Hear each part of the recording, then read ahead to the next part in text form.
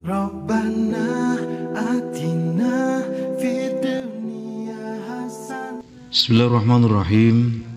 Ikhwatu iman yang berbahagia, alhamdulillah kita masih diberi waktu oleh Allah Subhanahu wa taala untuk saling melahirkan amal soleh dan kita melakukan sebagai suatu kompetisi dalam kebaikan. Fastabiqul khairat, tentunya dalam keadaan lapang dan sempit yang kita miliki. Dan itu bukan suatu hambatan, baik lapangnya maupun sempitnya. Banyak hal yang mestinya kita ambil sebagai ibroh untuk menjadi momentum mahkota, itu taubat.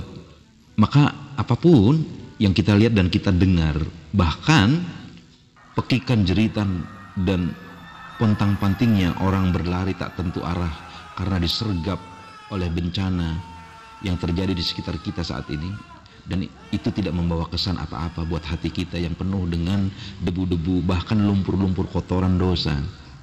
Yang kita harapkan, kita bukan termasuk orang yang memiliki keadaan seperti ini. Abu Musa radhiyallahu anhu meriwayatkan dari Nabi SAW, sesungguhnya Allah membentangkan tangannya pada malam hari agar bertaubat, yaitu orang-orang yang berbuat jahat di siang hari.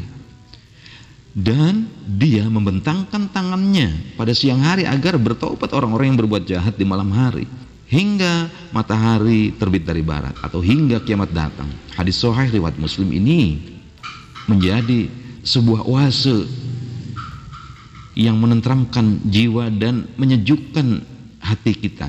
Allah tidak pernah mengambil posisi mundur, berjarak dengan kita, kecuali kita yang memang menjauhi. Kita berjarak demikian jauh. Allah menyediakan siang dan malam untuk mengampuni kita, karena kita ini makhluk yang tidak siang tidak malam, gemar berbuat dosa, berbuat aniaya.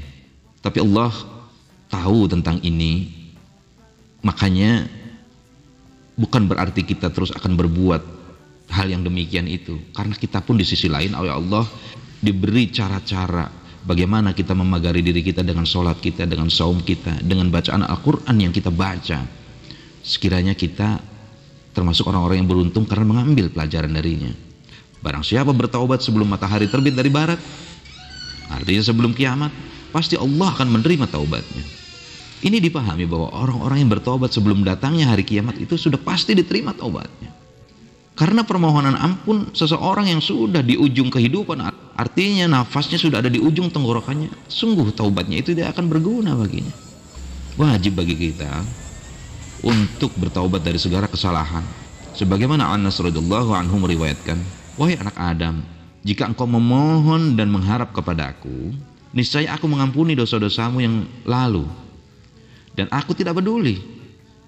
Lalu lanjutnya, wahai anak Adam, seandainya dosa-dosamu sampai ke awan langit, sampai membuncah ke langit, kemudian engkau memohon ampun kepadaku, niscaya aku mengampunimu dan aku tidak peduli. Allah menggunakan ketidakpeduliannya untuk terus mengampuni kita. Wahai anak Adam, sesungguhnya jika engkau datang kepadaku dengan dosa-dosa sepenuh bumi dan kamu menemuiku dalam keadaan tidak menyekutukanku, tidak syirik kepadaku dengan sesuatu pun, niscaya aku datangkan untukmu ampunan sepenuh bumi itu pula. Hadis ini hadis hasan riwayat Tirmidzi. Kita tengok juga dari apa yang diriwayatkan oleh Abu Hurairah. Bersegeralah melakukan amalan saleh sebelum datang fitnah yang banyak seperti potongan malam yang gelap, yaitu seorang yang pada waktu pagi dalam keadaan beriman dan di sore hari dalam keadaan kafir. Ada pula yang sore hari dalam keadaan beriman dan di pagi harinya dia pergi menuju kekafirannya. Ia menjual agamanya karena sedikit keuntungan. Maka ketahuilah, fitnah akhir zaman itu begitu menyesatkan. Satu fitnah datang, maka disusul pula dengan fitnah berikutnya.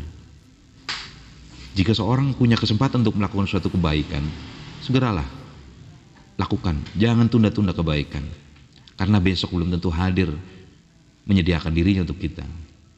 Lalu jangan menukar agama kita dengan harga yang murah. Barakallahu li wa lakum. Assalamualaikum warahmatullahi wabarakatuh.